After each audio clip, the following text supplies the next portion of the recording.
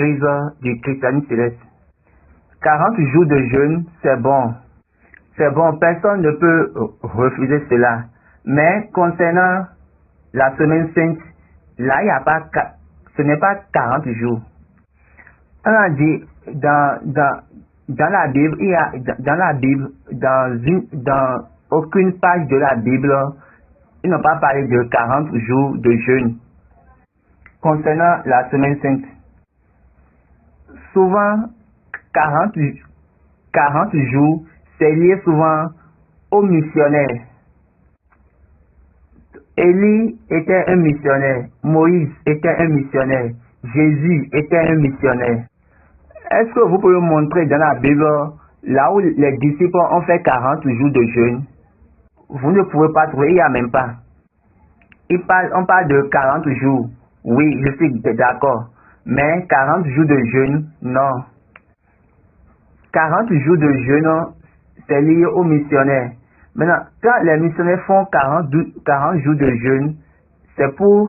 Donc, ces missionnaires font 40 jours de jeûne pour renverser toutes les choses qui vont les empêcher à aller, ou bien à exercer leur mission, ou bien à faire leur voyage.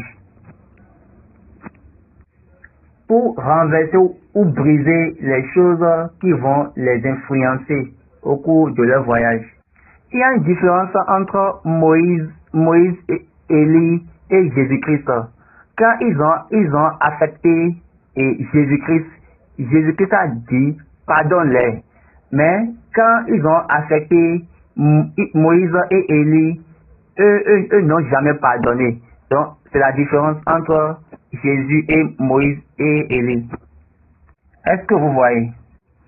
Les missionnaires font 40 jours de jeûne pour leur consécration, pouvoir se relier à Dieu. Quand prend Jésus n'a pas fait les 40 jeûnes là chaque année.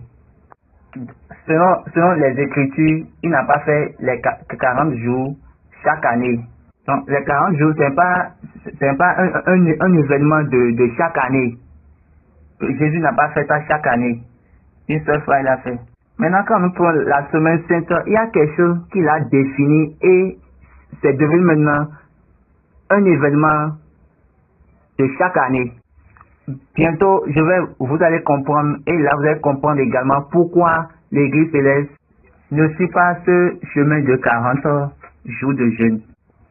Quelqu'un m'a dit qu'il n'y a rien